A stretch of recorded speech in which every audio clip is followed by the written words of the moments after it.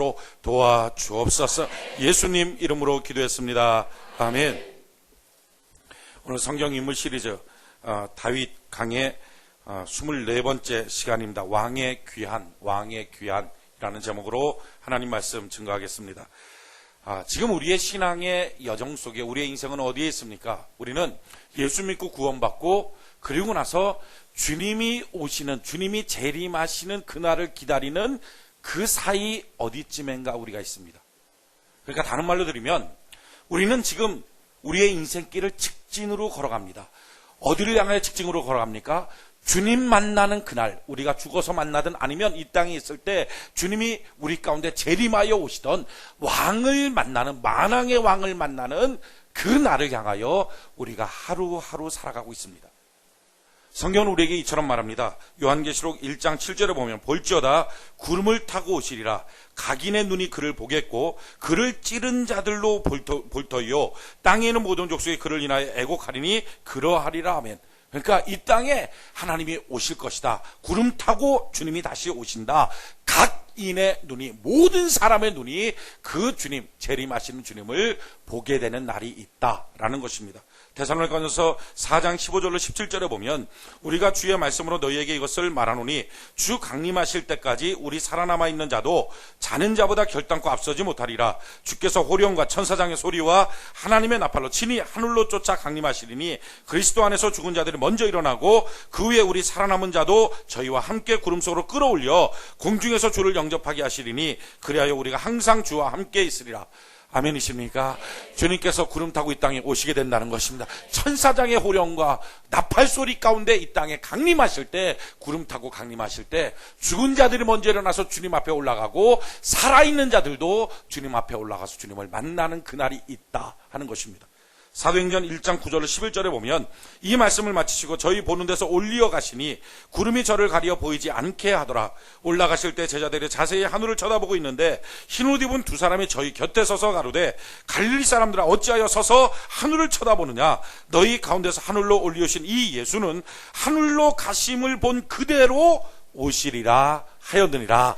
제자들 사이에서 감난산에서 하늘로 올라가셨습니다. 그리고 나서 그 제자들, 보고 있는 500명의 제자들 향하여 지금 천사들이 말하는 거죠. 너희가 본 그대로 하늘로서 내려오시게 될 것이다. 지금 그 날이 있다는 거예요.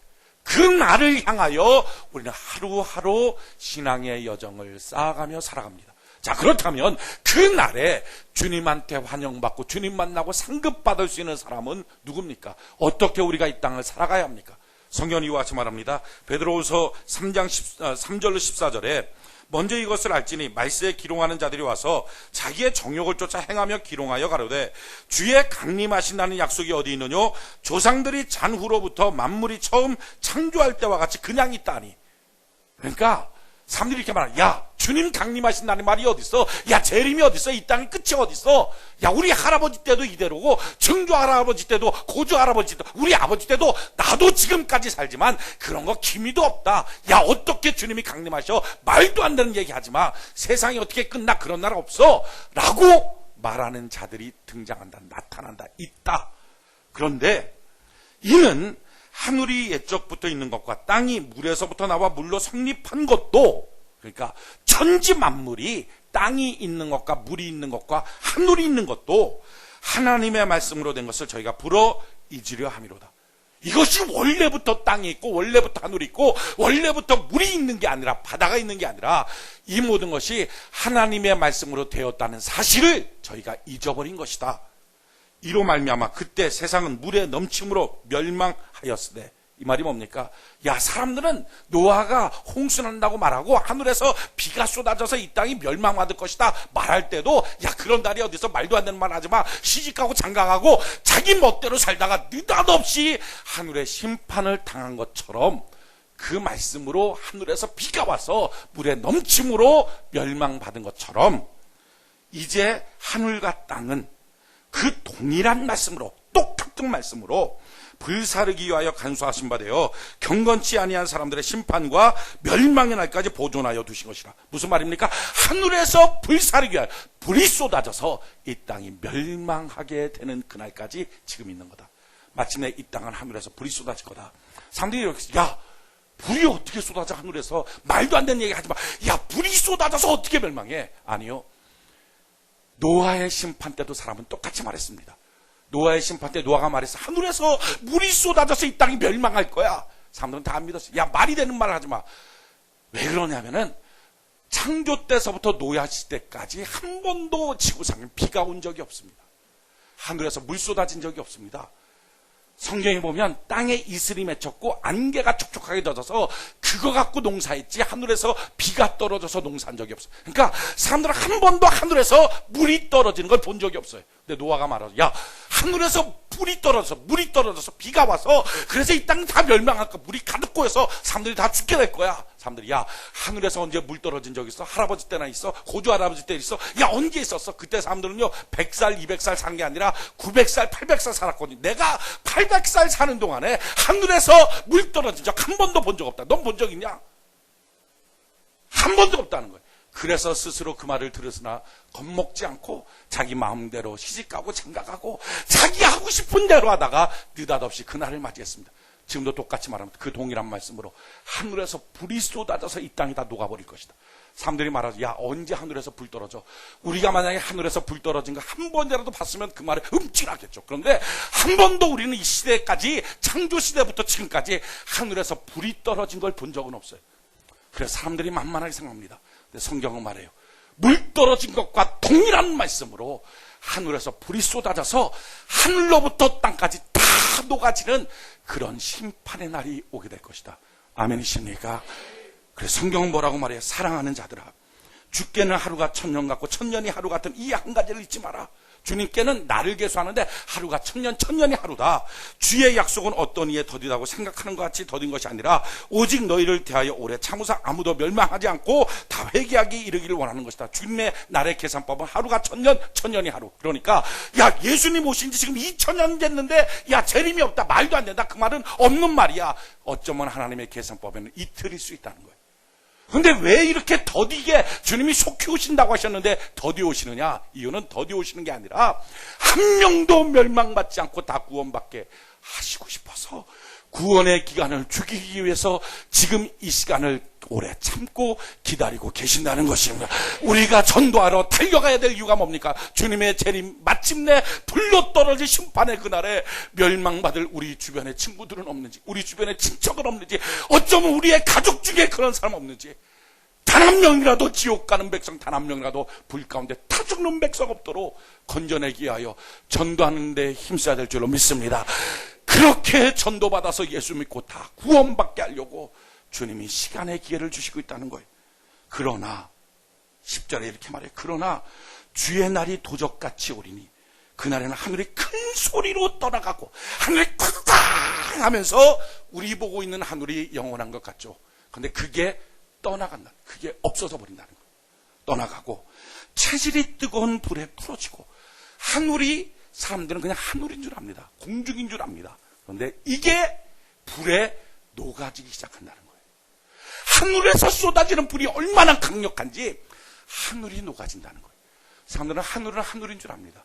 공중은 공중인 줄 압니다. 근데 공중이요 하늘이 아니라 이게 기체 덩어리입니다.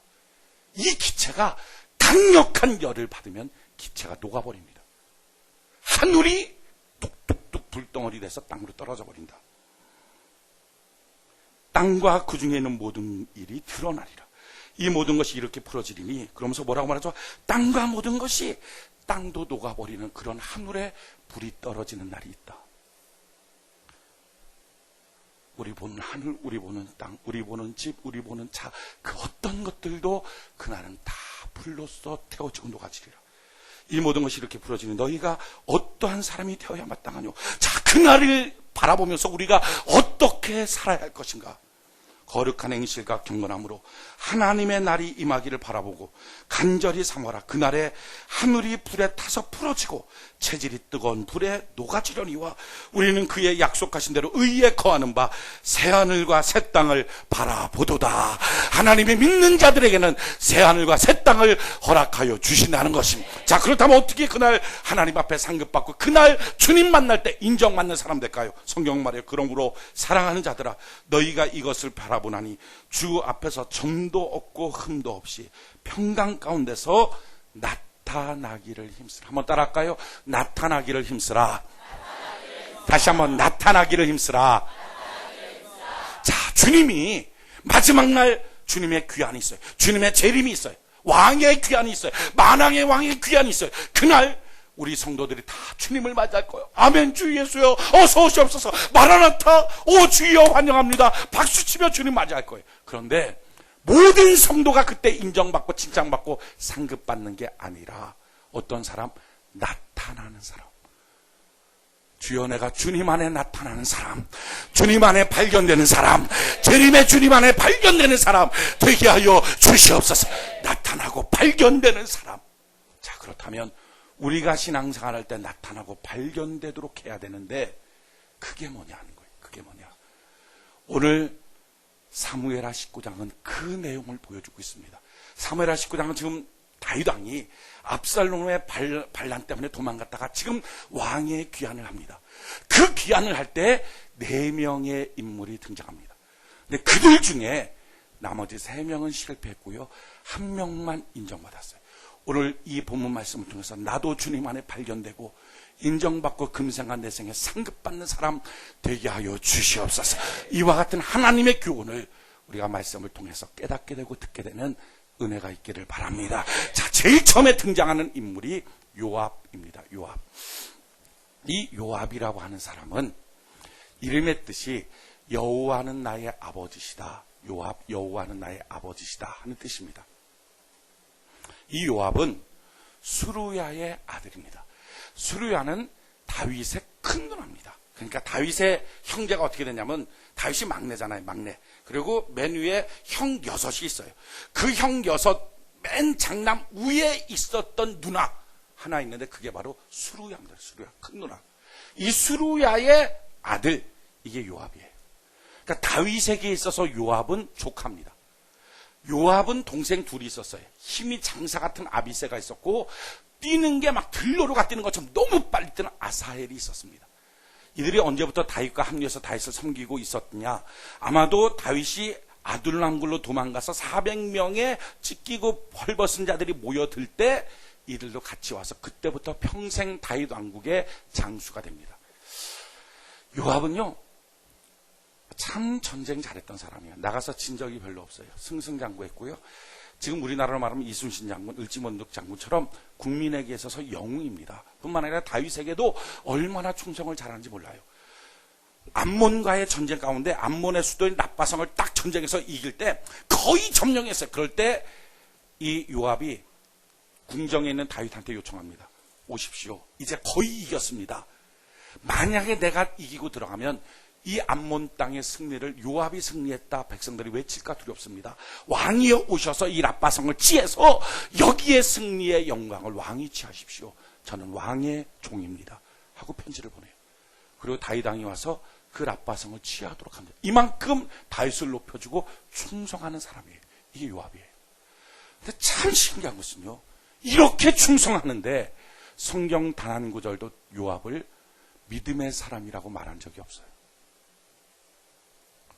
웬만하면 여호수아와 갈렙 이처럼, 느헤미야와 스룹바벨 이처럼 짝이 될 만할 때, 다윗과 요압 이렇게 짝이 될 만한데 성경은 어떤 구절도 요압을 믿음의 사람이라고 칭호한 적이 없습니다. 심지어 요압은 다윗 왕 아들이었던 솔로몬이 왕이 되고 난 다음에 성전 뿔을 붙잡고 있는데도 불구하고 그 뿔 앞에서 목베임을 당해 죽습니다. 그러니까 쉽게 말하면 예배실 안에서 있다가 딱 그 자리에서 목베임을 당해서 죽는 거예요.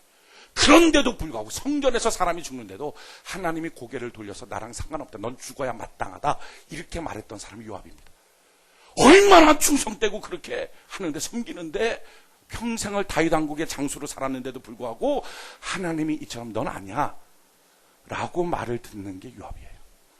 왜 그럴까? 왜 요압이 충성하고 열심을 냈는데도 불구하고 하나님이 그 충성을 인정하지 않을까? 이유는 2가지입니다. 첫 번째 이유는요, 요압은 말씀을 붙잡고 따라서 충성한 게 아니라 다윗 왕이 하라는 말 그대로 붙잡고 그의 심정을 알고 그 말을 쫓아서 순종한 게 아니라 자기 생각에 다윗 생각과 오르면 불같이 합니다. 근데 자기 생각이 다윗 생각과 다르면 안 합니다. 게으르게 하든지 늦게 하든지 아예 안 해버리고 반대로 합니다. 그 대표적인 예가 압살롬이에요. 다윗 왕이 그러죠. 압살롬 죽이지 마라. 나를 보고 압살롬 죽이지 마라. 안 죽일 수 있었습니다. 지금 대롱대롱 매달려 있습니다. 압살롬이 지금 나귀 타고 뛰어가다가 노새 타고 가다가 지금 노새는 빠져나가고 그 상순나무 끝에 지금 압살롬이 매였어. 그러면 그거 잡아갖고 왕한테 갖다 놓고 왕이요 잡아왔습니다 하면 왕이 처결하면 되죠. 귀양을 보내든지 뭐 하든지 아무튼 그건 왕의 소관이에요. 생명을 다루는 건 왕이에요. 그래서 백성들도 그 얘기는 다 들었어요. 다윗 왕이 죽이지 말라 하는 말. 백성들이 그걸 보고서도 죽이지 못합니다. 왕의 아들이니까. 근데 그 말을 요압한테 가서 말하거든요. 요압이요, 압살롬이 지금 나무에 달려 있습니다. 볼 것도 없어요. 요압은 자기 생각이 전 죽여야 돼. 그러면 가서 죽여. 다윗이 뭐라고 말해도 상관없어. 창세자루, 옆에 있는 병사 창세자루 뽑아다가 심장에다가 그대로 세자를 꽂아버려요. 그래놓고서 와서는 그렇게 슬퍼하고는 다윗 왕에게, 당신 나가서 지금 백성들 치하하지 않으면 백성들 다 떠날 겁니다. 협박합니다. 충성하는 것처럼 보이지만 사실은요, 자기 마음이에요. 자기 마음에 맞으면 충성이고 안 맞으면 안 해요. 다윗 왕이 인구조사 시킵니다. 근데 요압이 안 나가요. 자기 마음에 안 맞거든요. 안 가요. 다윗 왕이 사울의 진영했던 아브넬을 군대 장관으로 세우려고 합니다. 그런데 군대 장관 세우려고 그럴 때 가만 보니까 저 사람이 자기 동생 아사엘을 죽인 사람이거든요. 그러니까 다윗 왕이 그를 군대 장관 세우려고 그럴 때 자기 개인적인 원한이 있으니까 딱 다윗 왕의 이름을 일부러 사칭해서 불러다가 길거리에서 그를 칼로 찔러서 죽여버려요. 다윗 왕이 그걸 보고서 저 요압은 자기의 피가 자기의 머리에 돌아갈 것이다. 그러니까 이 요압이라는 사람의 특징은요, 굉장히 충성해요. 열심을 내요. 그런데 자기 마음에 맞으면 하고 안 맞으면 안 해요. 또는 자기 마음에 안 맞으면 자기 뜻대로 해버려요. 죽이지 말라 했는데도 가서 죽여버려요. 전 죽여야 돼. 그럼 죽이는 거예요. 또 한 가지 요압의 문제는요, 왜 충성하느냐, 이유가 이익 때문에 충성해요. 그는 항상 이인자이기를 원했어요. 그러니까 다윗 왕 다음에 두 번째는 나다. 그 자리 내 거야. 요거 갖고 있었어요. 그래서 누구든지 자기 위로 올라오는 꼴을 못 봐요. 위로만 올라오면 그걸 죽여버려요. 아마샤가 압살롬의 진영에 있다가 이제 다윗 왕이 그를 불러서 너는 이제 내 군대 장관이야 하고 군대 장관으로 세워놨어요. 세워놨더니 세바의 그 반란이 일어났을 때 그 아마샤가 나가는 근데 요압이 부릅니다. 와라. 그래서 갔어요. 갔더니 길거리에서 또 만나서 칼로 찔러 죽여요. 이게 무슨 조직폭력배도 깡패도 아니고. 그러니까 자기 위로 누가 올라가면 그 꼴을 못 봐요. 열심을 내고 충성해. 최고로 잘해요. 최고로 잘하는데 자기 위로 올라가는 꼴을 못 봐요. 어떻게 됩니까? 결국은 재단에 있어도 죽임당할 때 하나님이 그 얼굴을 돌려보지도 않아요. 그건 충성이 아니에요. 저는 말씀을 보다가 이런 생각이 들었어요. 우리도 이럴 수 있다. 우리도 교회 앞에 최고로 열심히 내고 충성하고 앞장서서 나가고 최고 일 잘한다 칭호 들을 수 있다. 그런데 만약에 그 일이 주님의 가슴을 알고 주님의 마음을 알고 주님의 뜻이 무엇인지 주의 말씀대로 하는 것이 아니라 자기 이익 위하여 자기의 면을 위하여 자기 감정대로 자기의 판단대로 하고 있다면 어쩌면 요압 같은 충성일 수 있다 하는 거예요. 호세아 선지자가 말합니다. 여호와를 알자. 여호와를 힘써 알자. 여러분, 우리의 충성의 시작은 여기부터인 줄 믿습니다. 여호와를 아는 것, 여호와를 힘써 하는 것, 거기서부터 충성하는 것. 여러분들의 충성은 어떻습니까? 혹시 일 잘한다는 말 듣고 싶어서 높아지는 것 때문에 충성입니까? 아니면 충성할 때 어떻게 자기 판단해 봐서 맞으면 신나서 하고 자기 봤을 때 그냥 안 맞고 기분 나쁘면 얼굴 확 까매졌고 가만히 있고. 혹시 요압 같은 충성 아닙니까? 내가 장로로 피택되든 사역자로 임명되든 교회에서 셀장이 되든 어떤 것이 됐을 때 교회는요 원래 계급이 없죠. 다 주님이 맡겨준 일들을 형제 자매가 맡겨진 일들을 감당하는 것뿐이에요. 담임 목사나 성도나 다 마찬가지죠. 그런데 이걸 계급처럼 생각해서 내가 높아졌다. 내가 인정받았다. 내가 교회 안에서 2인자다. 내가 교회 안에서 담임 목사 다음에 나다. 담임 목사도 뭐 없지만 담임 목사 다음에 나다.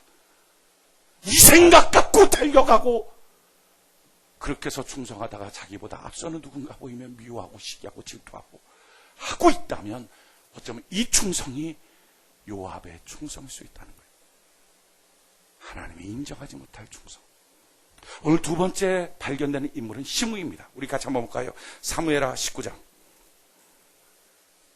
16절 17절. 사무엘하 19장 16절 17절. 같이 한 목소리 한번 읽읍시다. 한 목소리 시작.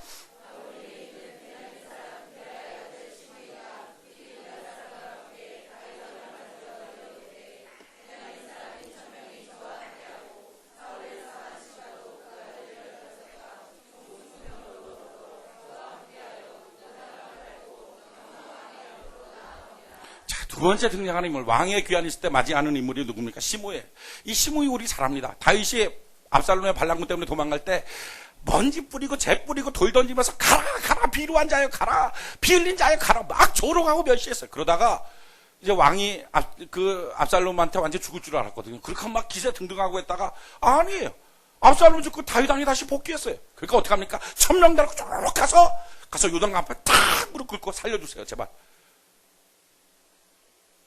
빨리 가면 뭐합니까? 천명 데리고 가면 뭐합니까? 시세에 따른 충성. 주변 사람들이 으쌰으쌰 하자. 야, 교회 좋다. 야, 전도하자. 뭐하자. 봉사하자. 그러고 하죠. 한두 명이라도 시험 들고 낙심하면 쫓아서 시험 들어서 쓰러지고 넘어지고. 시므이와 같은 충성. 아니, 자기가 먼저 나자빠지고. 성지순례에 가면 참 특징 있는 도시가 있는데 그 도시 중에 한 가지가 에베소입니다. 에베소에 가면 그 폴리갑이라고 하는 목사님이 옛날에 목회했죠. 요한 사도 다음이 폴리갑이에요. 근데 그 폴리갑이 목회할 때 감독으로 있을 때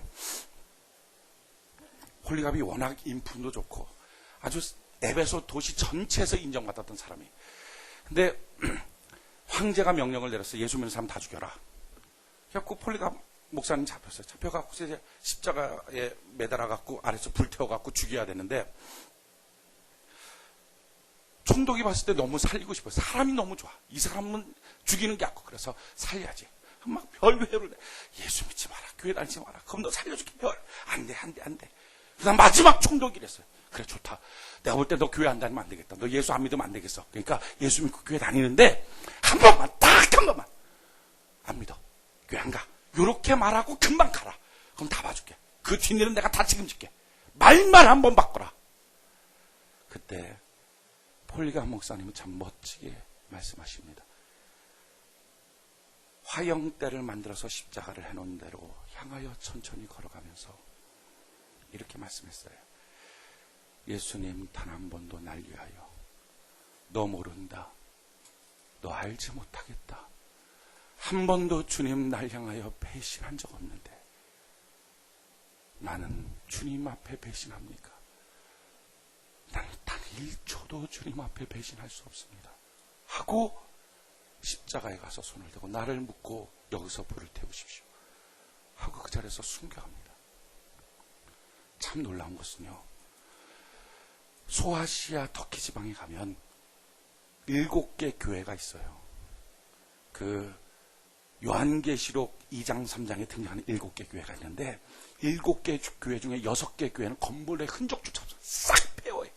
예수 믿는 사람 한 명도 없습니다. 그런데 에베소에만 예수 믿는 사람이 지금도 있고 지금도 예배드립니다.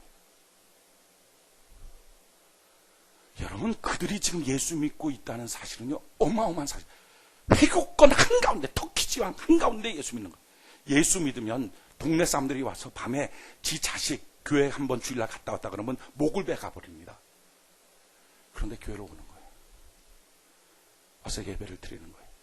제가 지방의 목사님들하고 같이 거기 성지순례 갔어요. 그들을 만나고 얼마나 감동을 받았는지 물어봤어요. 좀 우문한 우문이죠 우문. 좀 우매한 질문을 던졌어요.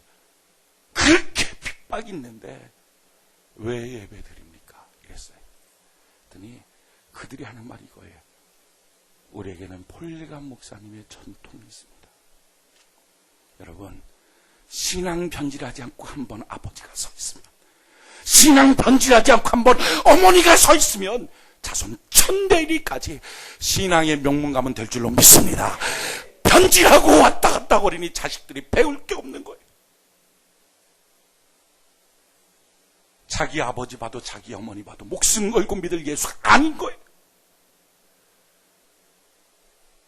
시므야 같이 시류 따라서 기분 따라서 여건 따라서 처지 따라서 흔들리는 충성이라면 결국은 흔적조차 없이 사라져버리는 인생이 되고 말 거예요. 세 번째 등장하는 인물이 누굽니까? 바로 무비보셋 24절 사무엘하 19장 24절 사무엘하 19장 24절 같이 한번 한 목소리 한번 읽어봅시다. 19장 24절 한 목소리 시작.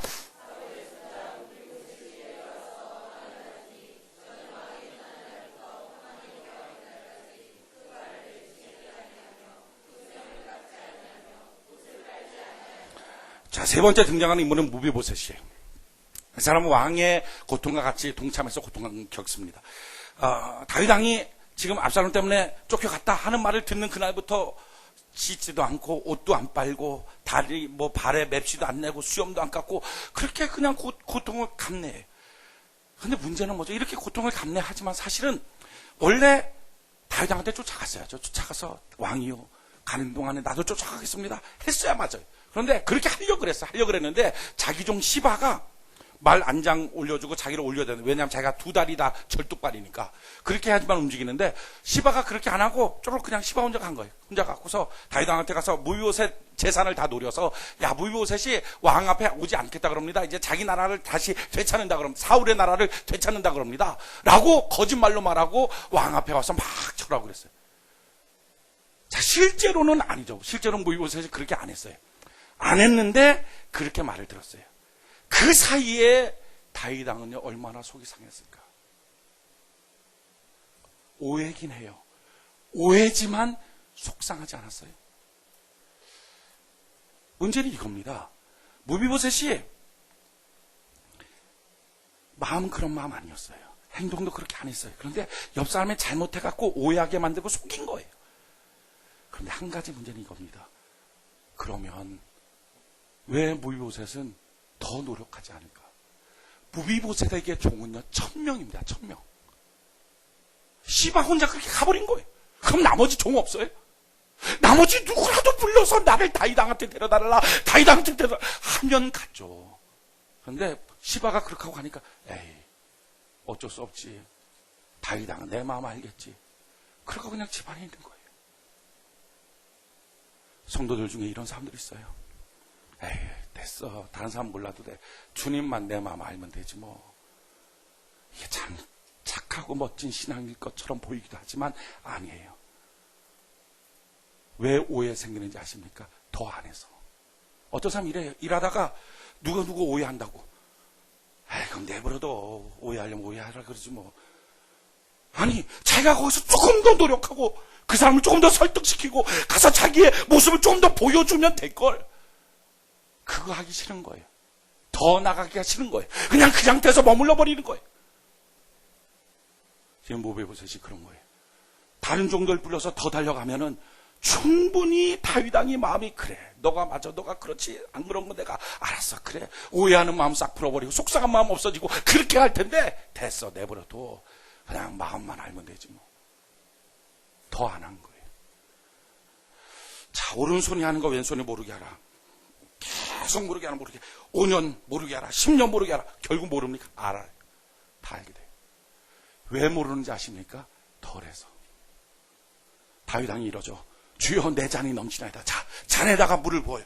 그럼 처음에 보면 그 잔에 물이 얼마나 차 있는지 몰라요. 안 보여요. 안에 물이 있는지 없는지 몰라요. 그런데 계속 보여서 잔이 넘치기 시작하면 다 알아요. 동네 사람 다 알아요. 문제는 이겁니다.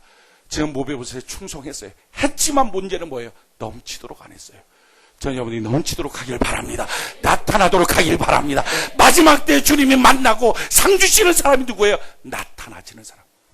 주여 나의 마음이 나타나지게 하여 주시고 나의 충성이 나타나지게 하시고 주를 향한 나의 사랑이 나타나지게 하여 주시옵소서. 예배를 향한 나의 열정이 나타나지게 하여 주시옵소서. 안 나타나지는 이유는요 덜해서 그런 거예요. 덜해서. 그래서 결론이 어떻게 돼요? 29절 한번 볼까요? 29절 사무엘하 19장 29절 같이 한 목소리 한번 읽어봅시다. 시작. 왕이 저에게 이르되 내가 어찌하여 또 내 일을 말하느냐. 내가 이르노니 너는 시바와 밭을 나누라. 잡으십시오. 원래 그건 무비보셋 밭이에요. 그러니까 다 받아야 돼요. 다 받아야 될 절반밖에 못 받아요. 다 받아야 될 축복의 절반만 받고 다 받아야 될 영광 상급의 절반만 받는 이유가 뭡니까? 충성을 해도 나타나지지 않으니까. 덜 하는 거예요. 덜 하는 거. 드러나지 않는 게 미덕이라고요? 아니요. 덜해서 안 드러납니다. 덜해서. 진짜 제대로 하면 왜 안 나타납니까? 왜 안 드러납니까?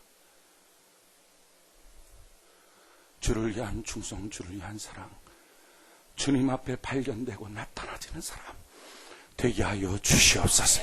예배 시간도 마찬가지 아닙니까? 다 예배 사모해서 왔어요. 그런데 이 중에 예배에 깨어서 자기의 영도, 육도, 혼도 전심을 들이도록 나타나지는 사람이 있어요. 설교자로 딱 강단했으면 눈동자가 살아있는 몇이 있습니다. 어떤 사람 눈동자가 죽어버리고 어떤 사람 가만히 있는 사람도 있어요. 이유가 뭡니까? 나타나지는 사람, 드러나는 사람, 예배를 향한 드러나는 열정을 주여 내게 허락하여 주시옵소서.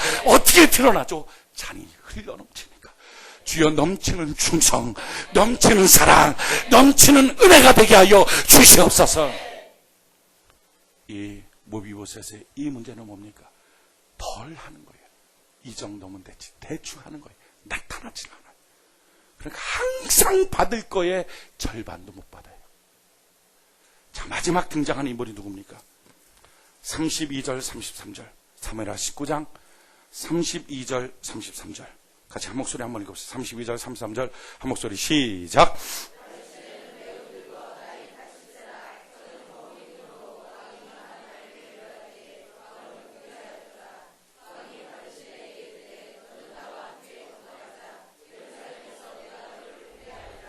아멘. 바르실레. 이 사람은요, 왕이 압살롬 때문에 도망와 있을 때 자기의 몸 바쳐서 거부인 재물을 다 바쳐서 무심양면으로 다윗 왕이 감동이 되도록 다윗 왕의 군대 4,000명 또는 10,000명 정도를 다 먹여버리는 거예요. 자기 물증 손해나는 거 생각도 안 해요. 어떻게든지 다윗 왕한테 충성을 다드려요.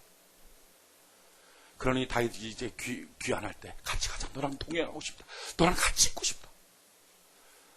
다윗은요, 솔로몬에게 유언을 할 때 다른 유언들 다 누구 안 좋다, 누구 안 좋다, 누구 죽여야 된다 이런 유언이었는데 오직 바르실레 이 사람의 집안만큼 너가 책임져라. 다윗 왕가가 존속하는 한 그 가문은 책임져라. 바르실레 보고 같이 가자. 바르실레, 제가 나이가 너무 많이 먹어서 같이 가지 못하겠어요. 대신 기맘을 같이 가게 하십시오. 바르실레의 아들이에요. 아들 같이 가는데요. 그 아들이 이제 다윗 앞에 서서 그 왕국의 최고의 인물이 되죠. 그런데 그렇게 하고 난 다음에 성경에 보면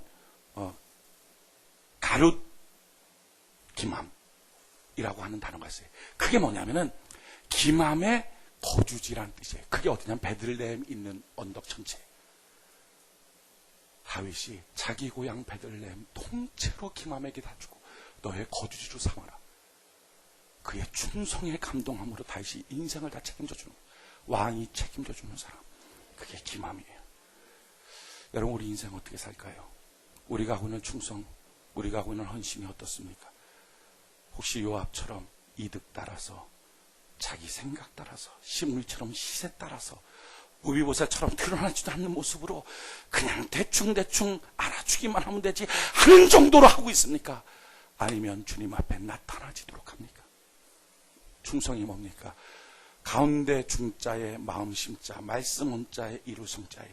마음의 가운데를 묶어서 말씀을 이루어가는 삶, 주의 말씀 이루는 삶 되기를 바랍니다. 자, 그렇다면 성경 보면서 또는 말씀 들으면서 내 마음속에 꽂혀있는 내 평생 이루어야 될 주의 말씀이 무엇입니까? 주님 앞에 서는 그날 그 충성 하나 한 것들이야죠. 사도 바울은 아마 주님의 교회 일꾼 되는 것, 이거에 충성하길 원했어요. 뭐 성경에 있는 말씀 다 충성하면 너무 좋죠. 그런데 우리의 부족함이 있으니까 한두 가지 딱 붙잡고 주여 다른 건 몰라도 이거 하나만큼은 주님 앞에 바르실레처럼 나타나도록 주님 앞에 충성했어요 하고 드려지는 한두 가지가 있는 거예요. 사도 바울은 주님의 교회를 위하여 일꾼된 것, 봉사하는 것. 그래서 그리스도에 남겨진 고난이 있다면 주의 몸된 교회를 위하여 내 육체에 채우겠습니다.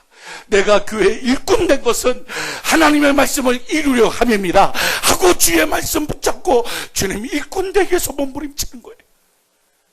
주님의 봉사직분 하나 맡았으면, 교회 안에 직책 하나 맡았으면, 사도 바울의 정신은 뭡니까? 그거 붙잡고 내 평생 한번 쏟아들이며 주님 만나는 그날 이것만큼은 내가 충성했습니다 하고 드릴 수 있는 것. 그렇게 자기의 인생을 주님의 교회에 일꾼 되려고 힘을 쓰니까 하나님이 그에게 기적 같은 능력을 주어서 손수건만 얹어도 병이 낫고, 지나가기만 하면 귀신이 떠나가고 하나님의 역사가 나타나는 거예요. 사도 요한 같은 애는요, 주일 성수 한 가지에 충성하도록 자기의 마음을 잡은 거예요. 그래서 밤모섬으로 귀향을 가도 유황 냄새 펄펄 풍기는 그 성에 동굴에 들어가서 주의 날에, 주님 날이라고 주일 성수하겠다고 몇몇 에베소에서 같이 잡혀온 성도들 모아놓고 무릎 꿇고 기도하고 하나님께 예배드리고 찬송하다가 그때 하나님이 나타나셔서, 예수님이 오셔서 그게 가르쳐준 게 계시록, 요한계시록입니다. 전 세계의 모든 역사를 그에게 계시하시고 그걸 공개하도록 만들어주십니다. 아브라함과 야곱은요, 평생의 11조 하나에 충성하는 거예요. 그래서 아브라함은 살레망 멜기세덱을 만날 때 자기의 10분의 1의 소유를 드리고, 야곱은 내 평생 주님 앞에 10분의 1을 드리겠습니다. 그러면서 그 과정은 어떻습니까? 10번이나 자기 삼촌이 자기를 향하여 속여도, 그래서 어떤 데 물질이 하나도 없어도 아니야, 내가 주님 앞에 11조를 충성으로 헌신해서 주여 내가 이것만큼은 지켰습니다 했더니 어떻게 되죠? 아브라함 때 아브라함은 318명의 자기의 경호원을 둘 만큼 부여를 얻고, 야곱은요 자기 한 나라의 부여, 한 나라의 GNP를 얻을 만큼의 부여를 얻는 거예요. 이삭은요 무엇을 하든지 내 교회 하나만큼은 충성하는 거예요. 어디를 가든지 뭐 하든지 내 교회. 그러니까 온 동네에서 쫓겨나도 그는 가는 곳마다 단을 쌓고 장막을 짓고 우물을 파는 단 중심, 교회 중심, 내 교회 중심, 이거 하나 하다가 결국은 왕의 친구가 됩니다. 베드로는요, 예수님이 죽으셨다가 부활하시고 난 다음에 갈릴리 바닷가에서 베드로를 만났어요. 이 모든 것들보다 날 사랑하느냐, 이 사람보다 날 사랑하느냐, 주여 내가 주님 사랑합니다. 그럼 내 양을 쳐라. 이 말씀은요 베드로의 인생을 바꾸는 말씀이었어요.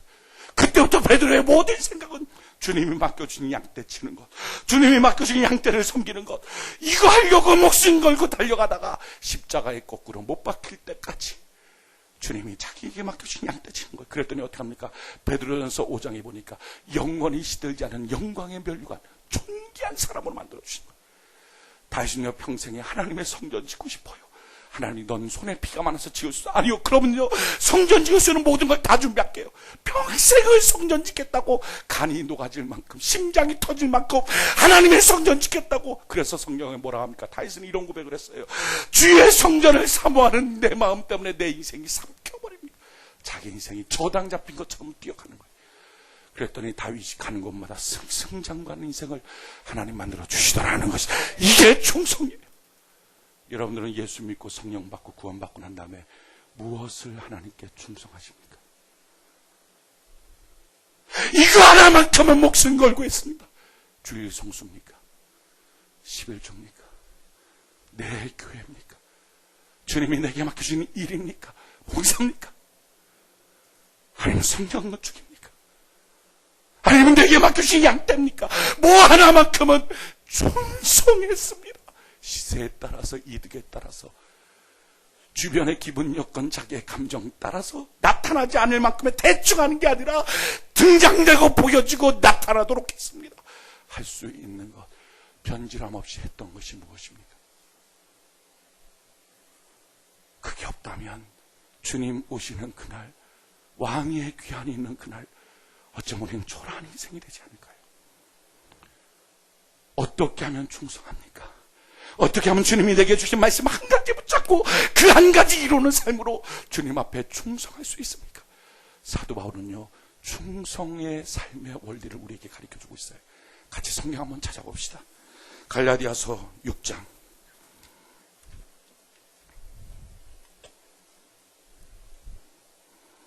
갈라디아서 6장.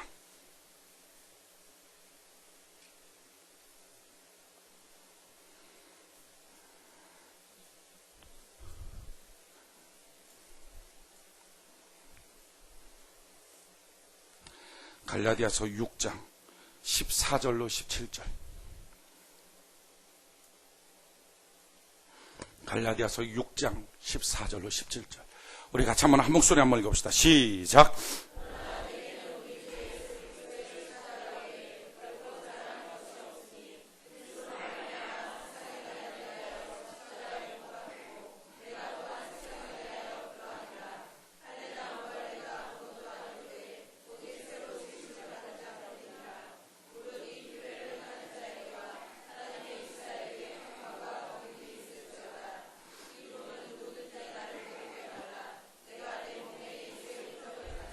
아멘.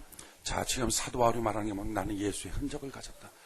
충성하는데 그냥 있는 게 아니라 주님 앞에 나타나지는 사람, 주님 앞에 발견되는 흔적이 있다.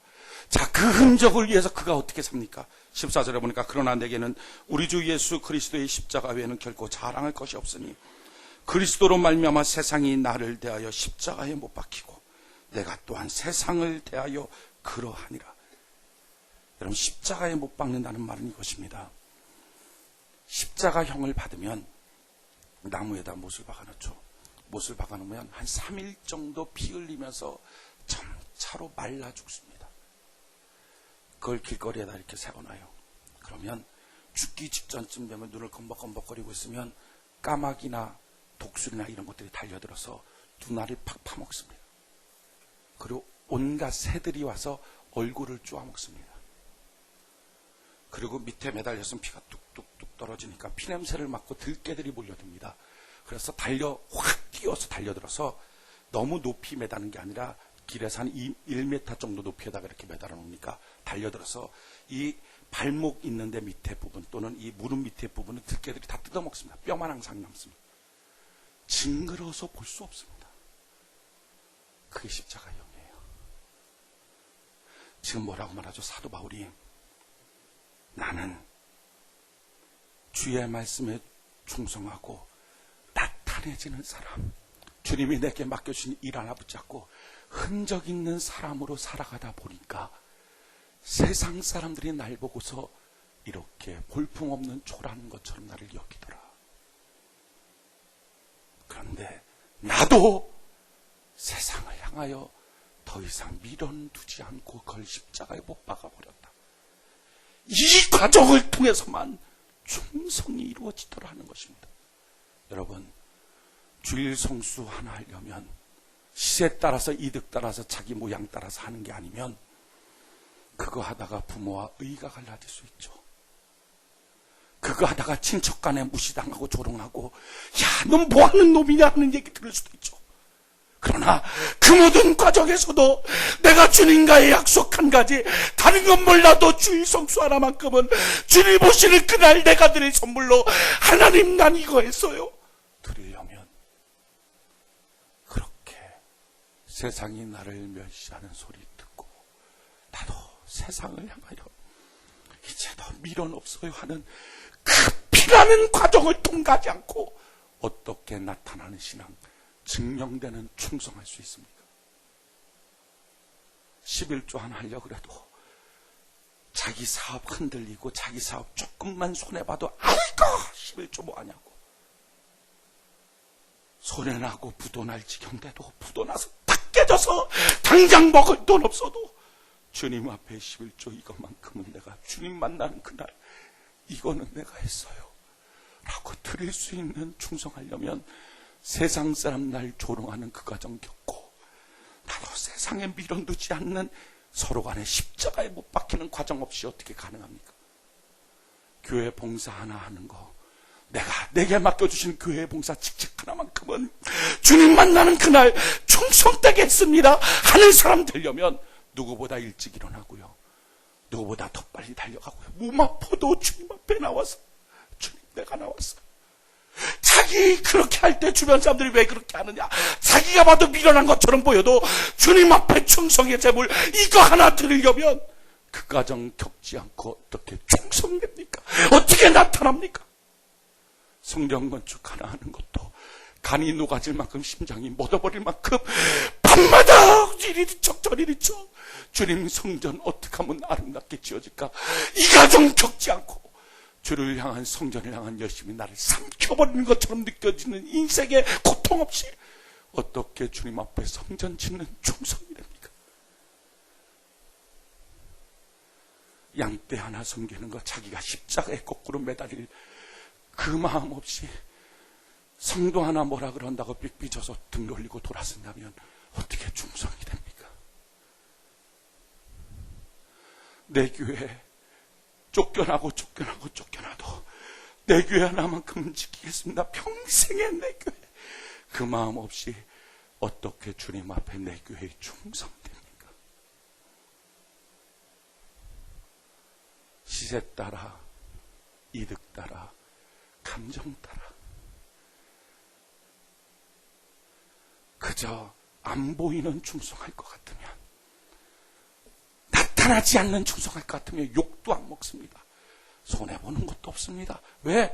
욕먹을 만하면 숨어 사면 되니까. 근데 주님 앞에 발견되는, 나타나는 충성하려면 어떻게 이상하다는 소리 안 듣고 욕 안 먹고 조롱과 멸시 안 받고 그 길을 갑니까?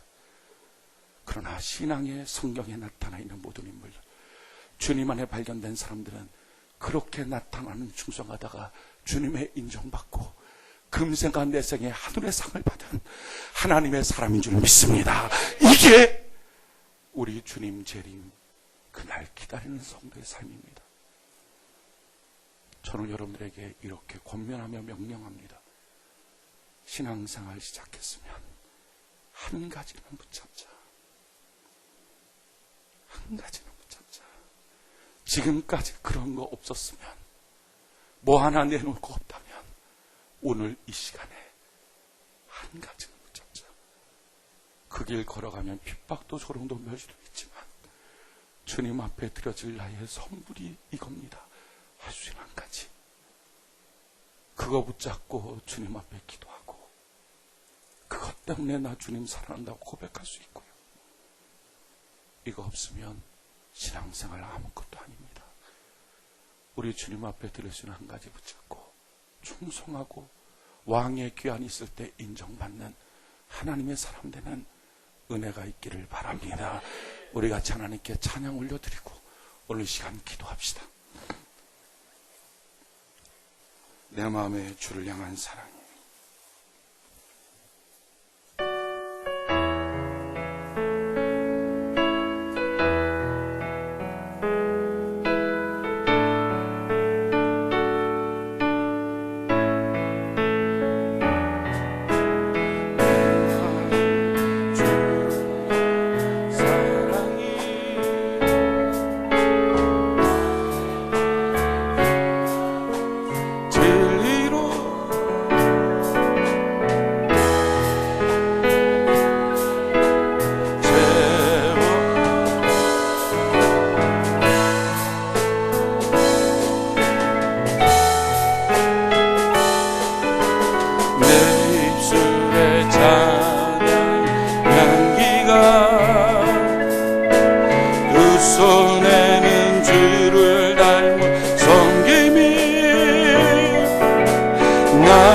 삶의 주의 흔적 나게 하소서.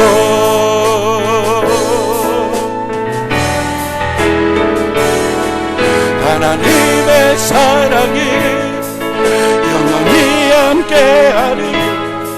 십자가의 길을 온 자에게 순교자의 삶을 산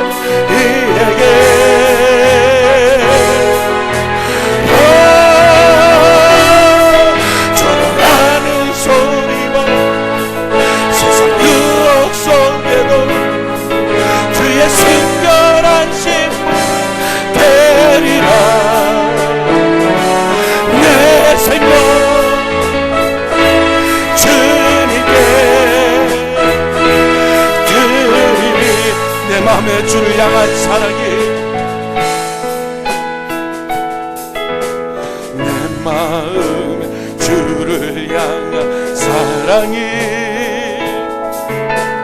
나의 말에 주가 주신 진리로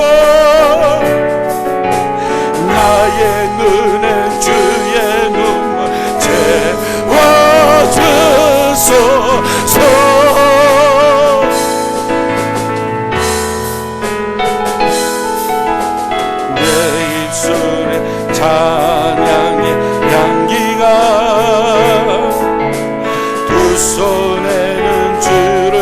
삶은 성김이 나의 삶의 주의 은정 나게 하소서.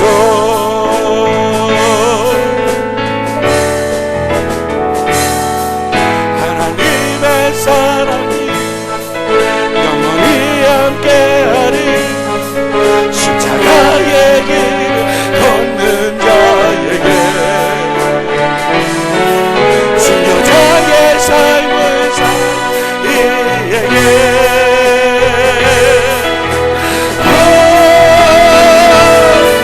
전하는 소리와 세상 유혹 속에도 주의 순결하신 모가 되리라.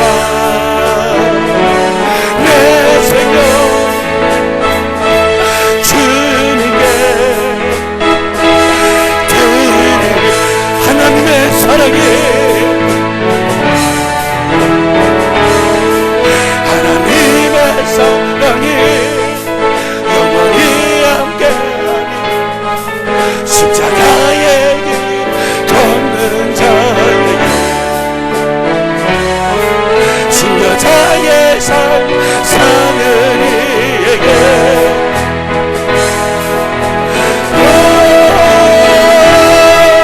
전하는 소리가 세상 유혹 속에도 주의 순결하신 내 생명 주께 드리리. 예수 믿는 신앙, 사변적이고 머릿속에만 남아있고 대충 자리만 지키는 신앙 아니라 생명 걸고 믿고 목숨 걸고 믿고 생애 걸고 믿어야 될 내 생명보다 존귀한 신앙인 줄 믿습니다. 그래서 천국 가는 신앙이요, 그래서 만왕의 왕 주님과 더불어 영원히 누리는 왕의 권세를 누리는 신앙입니다. 여러분은 무엇에 충성하십니까? 재림의 주님이 오셨을 때 너는 이 땅에 살며 무엇을 충성했니? 물어본다면 무엇을 대답하시겠습니까? 주님 만나는 그날까지 다른 건 몰라도 이거 하나만큼은 편질없이 왔습니다 하는 그것, 오늘 결정하고 결단할 때 우리는 예수의 흔적이 있는 참된 신앙인이 될 줄로 믿습니다. 껍데기 신앙인이라면 오늘 그 껍데기 벗어버리십시오. 헛된 신앙인, 마귀 앞에도 지는 신앙이라면 그거 이제 벗어버리고 주님 안에 참된 신앙, 주님이 지켜줄 가치가 있는 신앙인 되는 은혜가 있기를 바랍니다. 왕이 평생 영원히 그의 가문을 책임졌던 바르실레처럼 주여 나의 가문을 주께서 책임져주는 신앙의 명무가문, 축복의 명무가문 되는 그 시간까지 충성하도록 나를 도와주시옵소서.